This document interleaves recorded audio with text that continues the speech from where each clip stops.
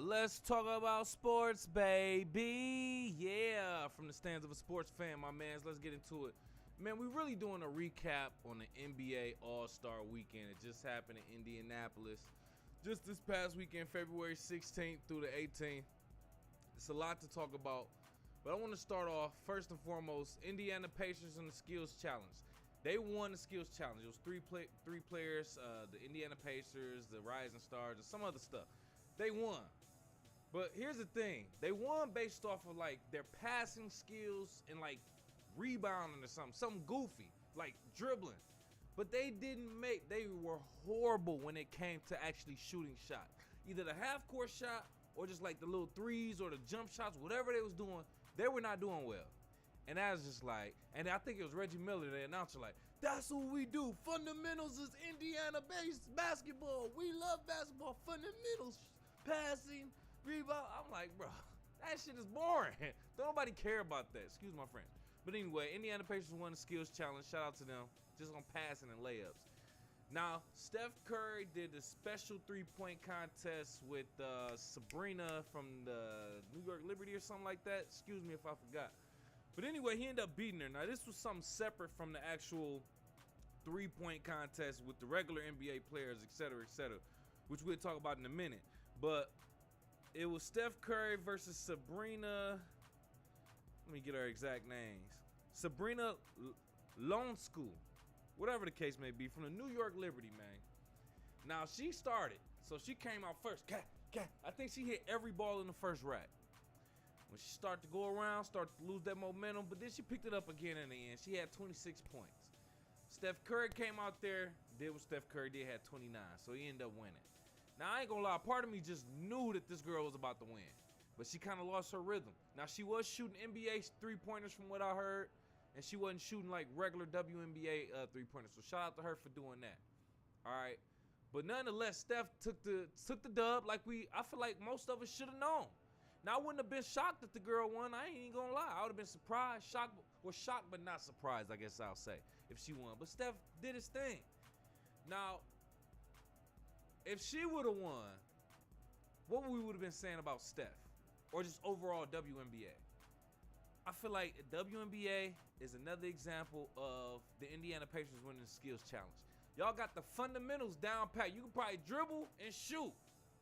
Y'all ain't even got no mean crossover for real, but you can dribble and you can shoot. But y'all ain't dunking. I need to see you on somebody. All right, so that's the only thing I got to say about that. But, hey, man, if she would have beat Steph, I feel like it would have been a step in the right direction for the respect on WNBA. But let me know what you think. Go off in the live chat, in the comments. Call into the show, 313-466-4386. Speaking of the regular three-point contest, it was Damian Lillard, Karl Anthony Towns, Tyrese Haliburton, who else was it? Steph Curry wasn't in it. Trey Young, couple other players. What does it matter?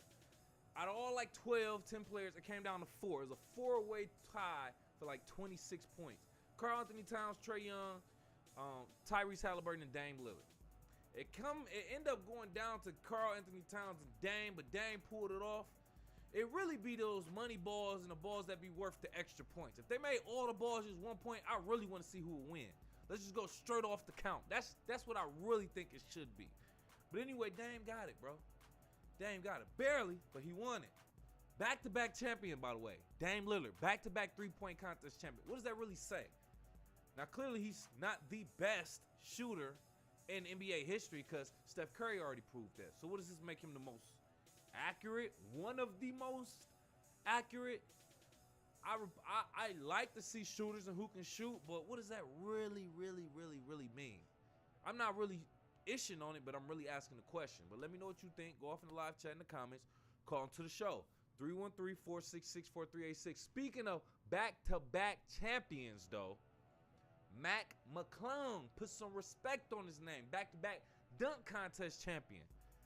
Now, a lot of people got a lot to say about the dunk contest. Yes, it was boring. Yes, it wasn't no crazy, spectacular dunk. But what I will say is this. Just when you think you've seen every single dunk that there is possible, some people pull out the creativity and you be like, dang, I ain't never seen that before. McClung, bro, came down. Somebody was holding the ball. Like, everybody like to do somebody holding the ball and they dunk it over their head nowadays. So that's common. So he comes down the court. He ain't got the ball. Jumps up, grab the ball under his legs, pause, throws it up in the midair, catches it again, and yeah! Oh my God, bro. Now, it wasn't the craziest dunk I've ever seen in my life, but it made you say, what did he just do? Oh, man, it was one of those, bro. So shout out to McClung, man. Well-deserved back-to-back. Now, he did end up getting a 50, a perfect score off his last dunk, which was literally him just dunking over Shaq, bro. Shaq doing this, bending down.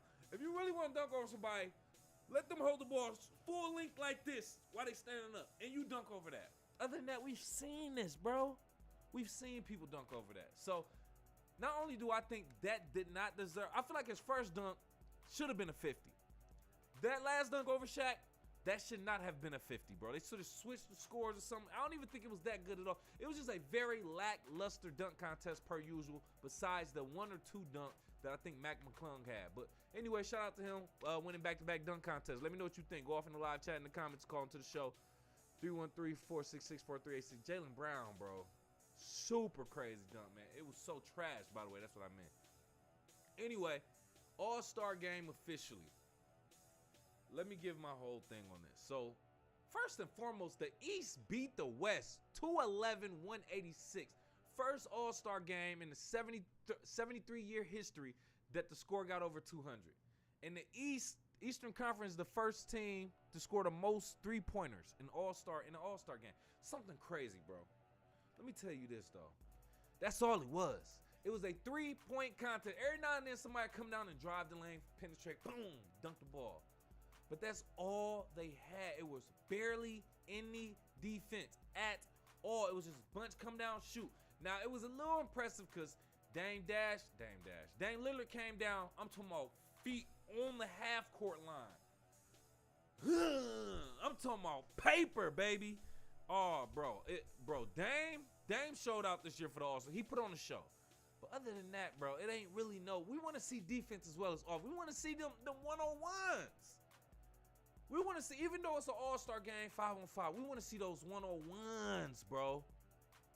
So, man, it gets more and more disappointing. It's obviously just about more scoring. Like, I couldn't imagine being in the crowd and just, I mean, maybe it's exciting.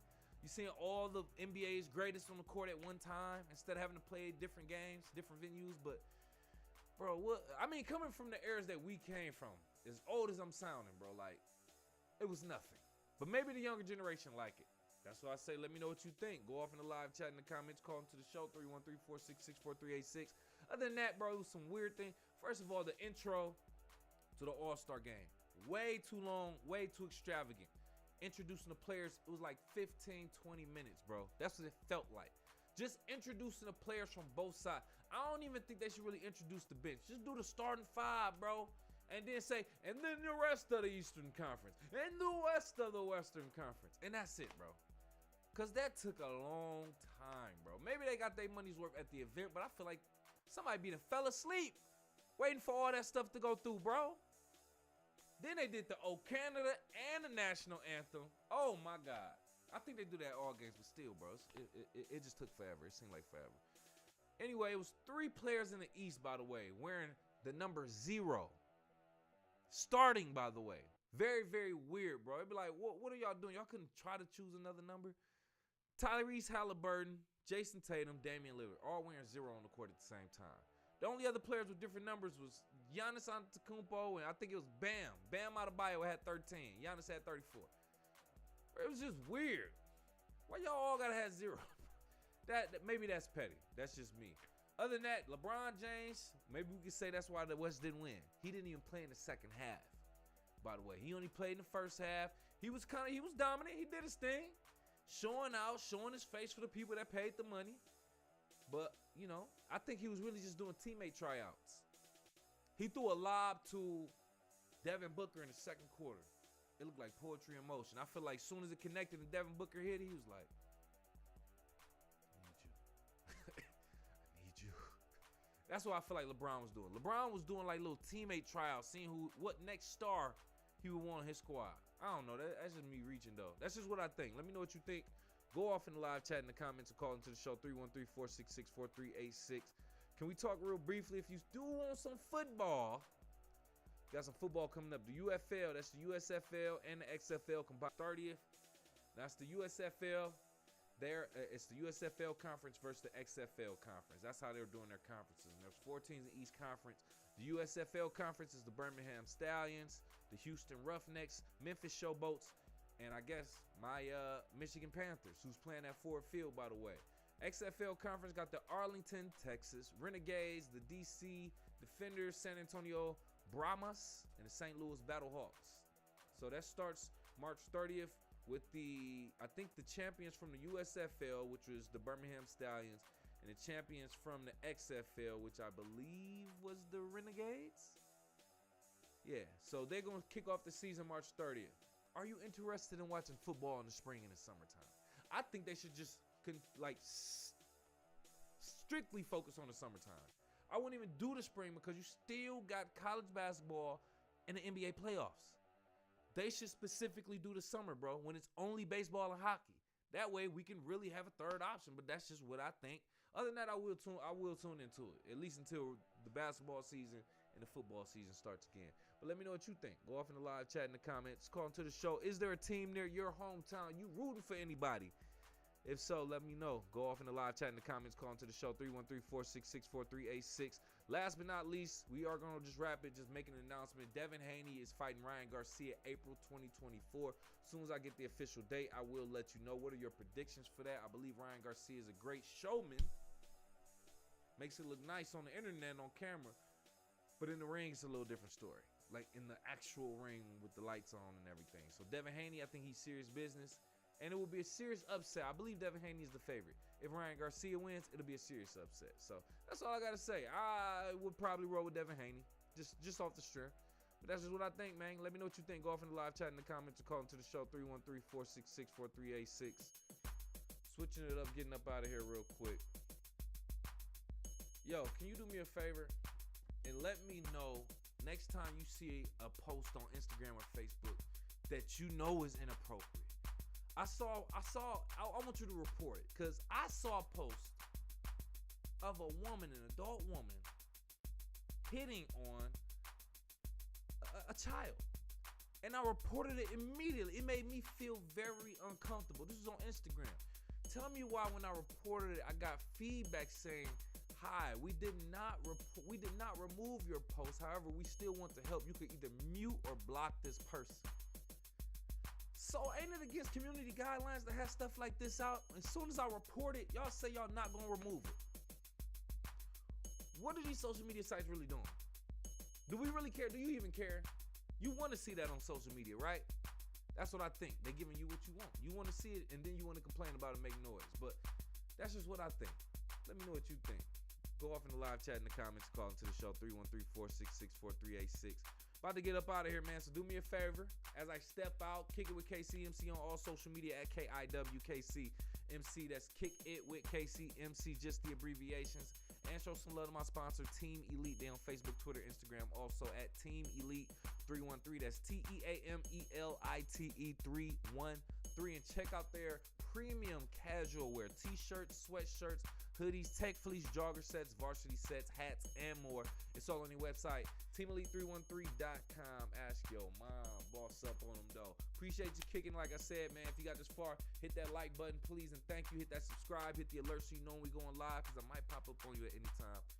Even though we're trying to stay on schedule. Sundays, Tuesdays, Thursdays. We're going to try to get back to that. Other than that, check out my singles, Juice, Hands and Knees, featuring Techmatic. Subscribe so you can check